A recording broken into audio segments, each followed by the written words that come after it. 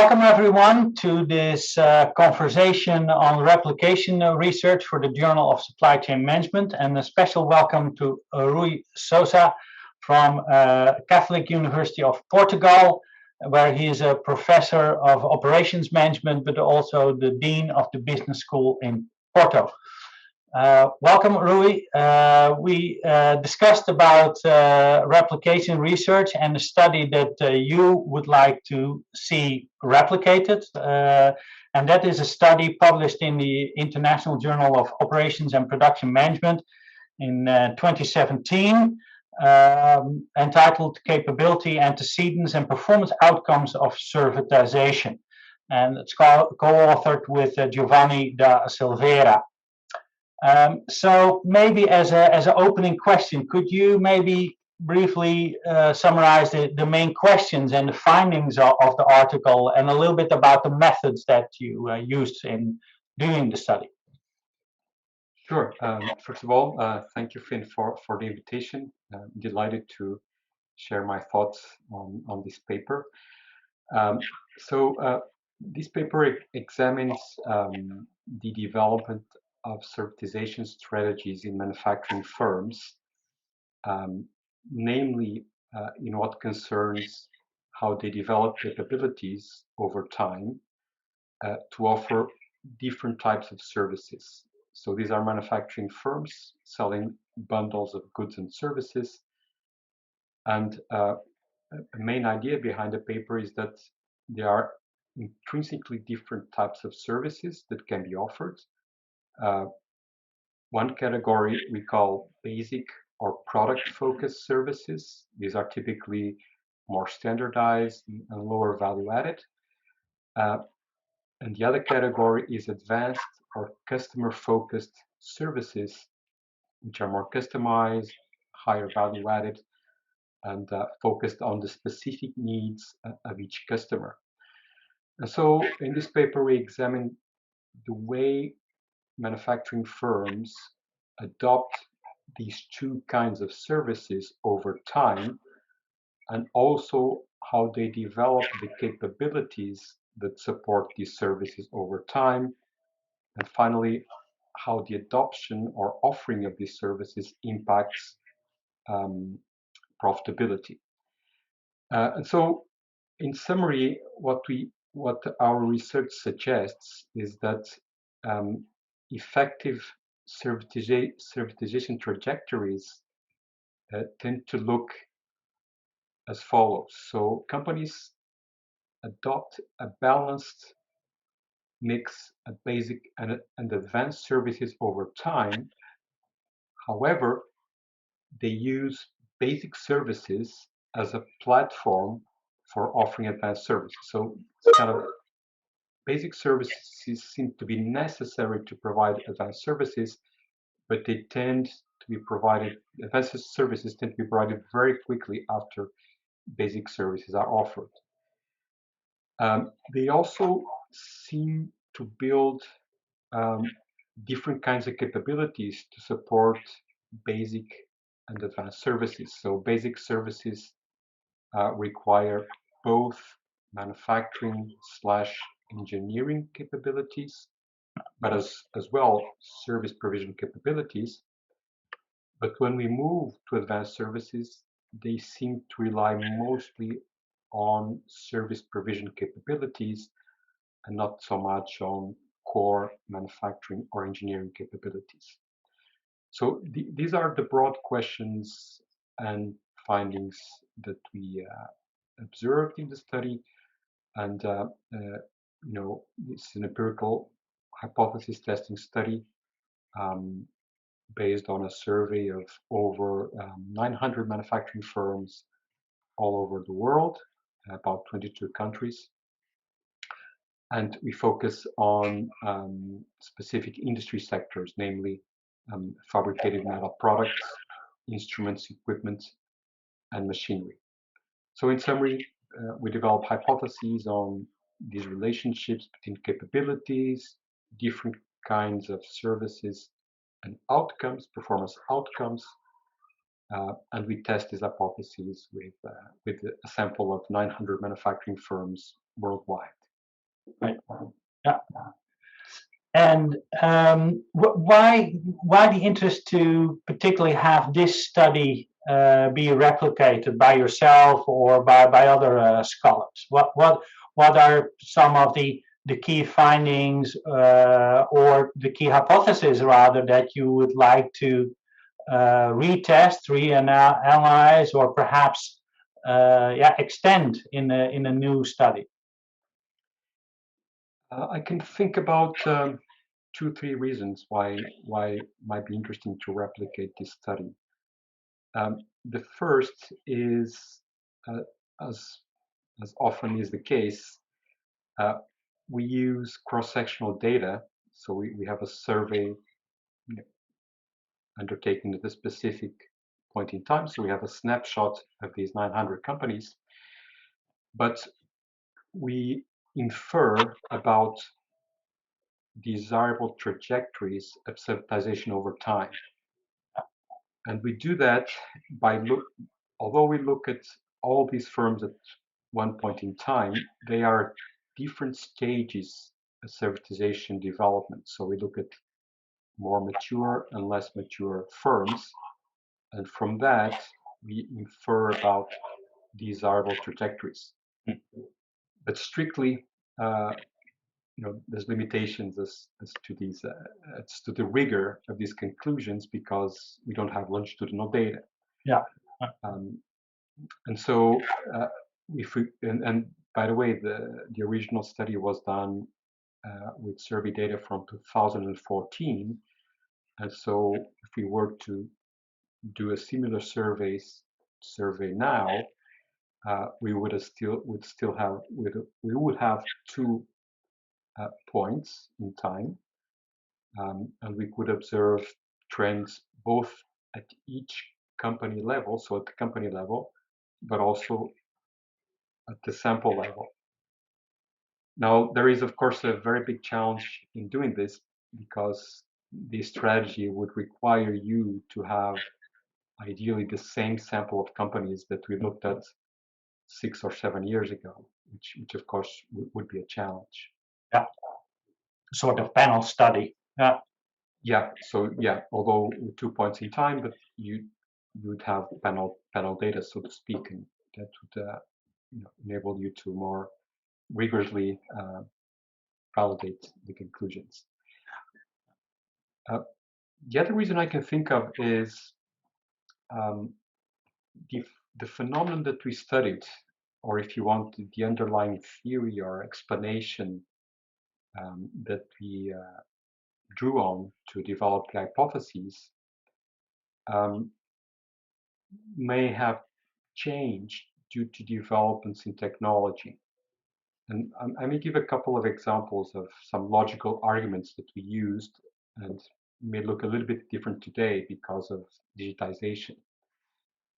So one of the findings of our studies or one of the arguments is that companies should start by offering product or basic services first as a way to learn about their customers and only then start offering advanced services.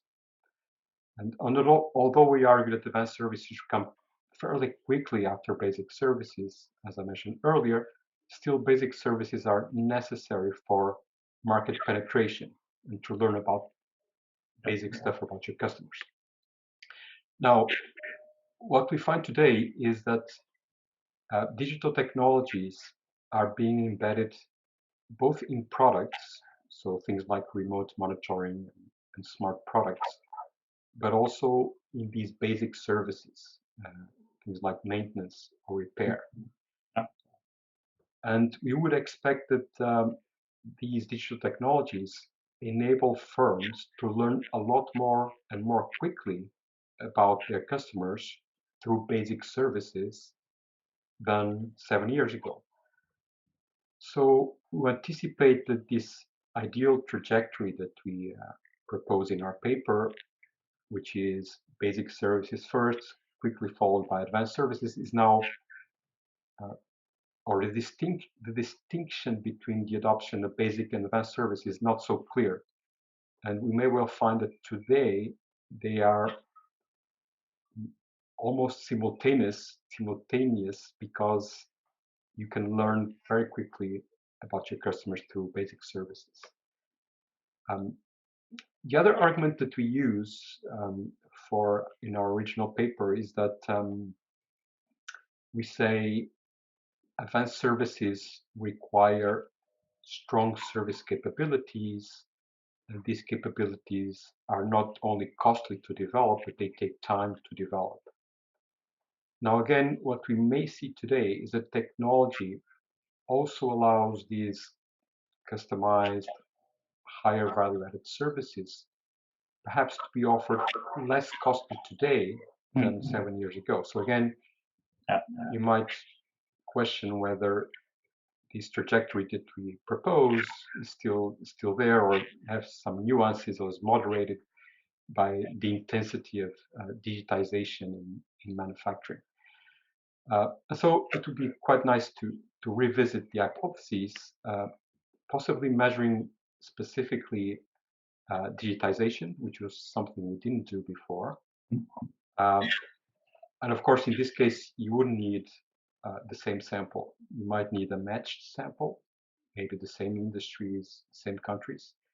But I don't think you need to go back to the same specific companies 7 years ago. So this would be a second reason I would see. Now, third reason is a bit obvious and not so interesting, but anyway, it's there anyway. Yeah. Which is about generalizability. You know, our original sample first it focused on those 4 or 5 industry sectors I mentioned earlier. Surely, you know, I'd like to look at other manufacturing sectors and see if things change. But also, perhaps more interestingly, our original data sets included manufacturing firms which were at the relatively less mature stage of servitization. So they had about 10% of their sales from services. And you'd expect today that you find the average to be higher. So maybe today the average is 15, 20%. And so it also might be interesting to see, okay, maybe we looked at trajectories which were still at the front end, or the start of the curve. And perhaps now we find a lot more companies out there which are further ahead in the curve, and then the curve of that segment might look different from the segment we saw in the original study. So it would also be nice to look at more mature firms, and again see if there's some non-linearity or different patterns for these kinds of firms. Yeah, I think a very nice combination or collection of let's say methodological motivations for replication, but also more substantive, and particularly in terms of the generalizability and how the effect of technology may have actually not only changed, let's say, the level of certain variables such as the capabilities, but also the relationships that you're testing in the model. So, and one thing which I also noticed in the article, as you very carefully explain, is that the data that was used for this let's say testing these hypotheses came out of that international survey, the IMSS project 6, I believe.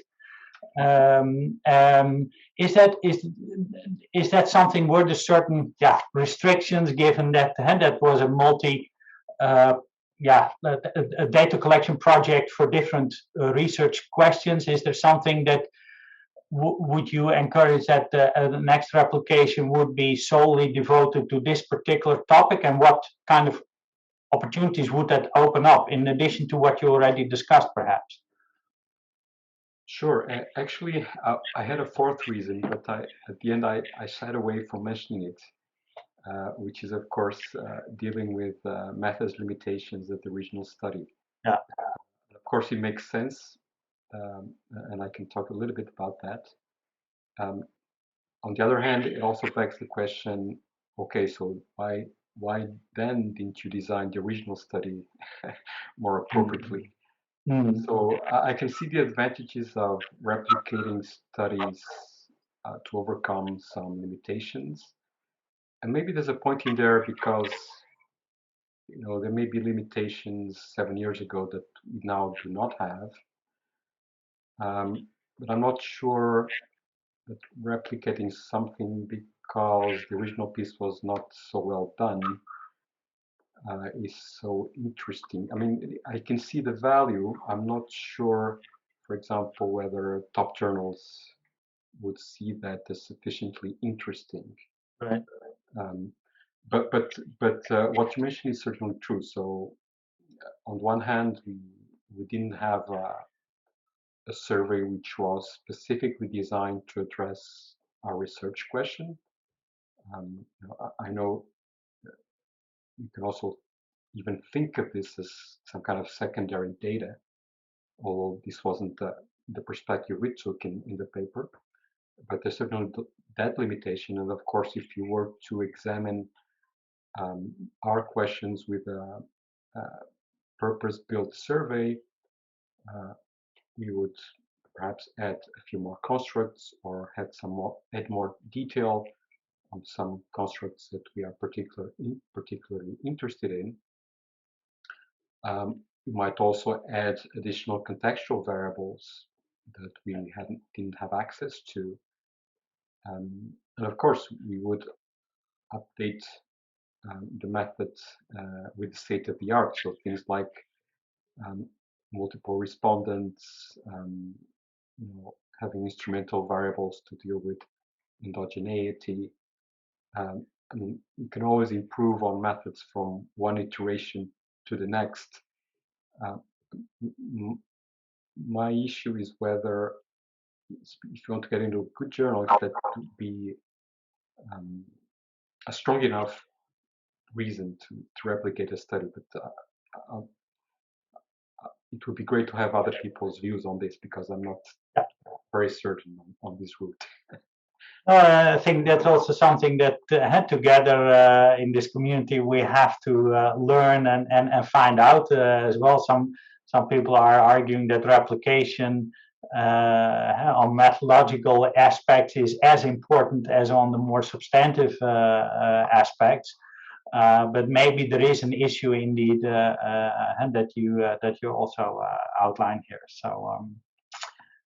Well, I think that is a nice conclusion of our discussion for today. Thanks for the discussions. Very insightful, very interesting paper. So I certainly hope that other scholars will take up the challenge to replicate the study.